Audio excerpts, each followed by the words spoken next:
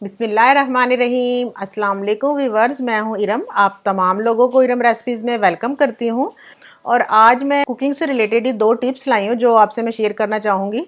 और जो अक्सर हमसे हो जाता है, गलती से मिस्टेक हो जाती है, पता नहीं चलता कि सालन में हमसे अगर नमक तेज़ हो जाए तो हम उसे कैसे कम करें, और अगर सालन में कभी मिर्चें तेज़ हो जाएँ तो उसे कैसे कम करें। ये दोनों ही बहुत अहम मसले हैं। तो सबसे पहले है कि सालन में नमक तेज़ हो जाए तो हम कैसे उसको कम करें। सालन में नमक कम करने के लिए हम एक आटे का पेड़ा बनाएंगे। छोटा सा आटे को लेंगे और उसमें कुकिंग ऑयल शामिल करके, थोड़ा सा पानी शामिल करके उसके छोटा सा एक पेड़ा बनाएंगे और उसको सालन में डाल देंगे। अच्छी तरह मिक्स करेंगे और उसे 10 मिनट के लिए दम पे रख देंगे। 10 मिनट के बाद उस सबसे पहले उस पेड़े को निकालेंगे और यकीन करें आप, सालन में बिल्कुल परफेक्ट नमक होगा आपका। आप यकीन करें, बहुत ही ये आजमाई हुई मेरी टिप है। आप भी इसे, खुदा ना खास्ता कभी आपसे गलती से नमक तेज़ हो जाए तो आप भी इस टिप को ज़रूर फॉलो करिएगा कि सालन में अगर मिर्चें तेज़ हो जाएं, तो वो भी एक बड़ा मसला, नहीं खाया जाता सालन में अगर मिर्चें तेज़ हो जाएं। तो उसका ये हाल है, एक दरमियानी साइज़ की प्याज लें, उसे बारीक स्लाइस करें और उसे लाइट गोल्डन फ्राई कर लें।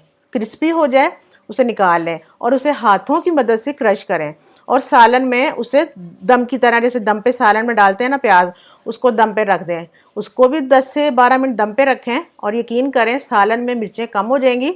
और अगर फिर भी कम ना हो तो एक लेमन का जूस उसमें ऐड कर दें। यकीन करें, इतना परफेक्ट हो जाएगा ये आपका सालन कि आप कभी सोच नहीं सकते। आप ये दोनों टिप्स ज़रूर फॉलो करिएगा और मुझे बताइएगा कि आपकी ये कितनी कारआमद आई। मैं तो अक्सर यही करती हूँ, खुदा ना खास्ता कभी तेज़ हो जाए नमक या मिर्चें तो मैं इसी टिप को फॉलो करती हूँ और काफ़ी लोगों को मैंने बताया भी है और उन्होंने भी कहा है कि इसका रिजल्ट 100% है।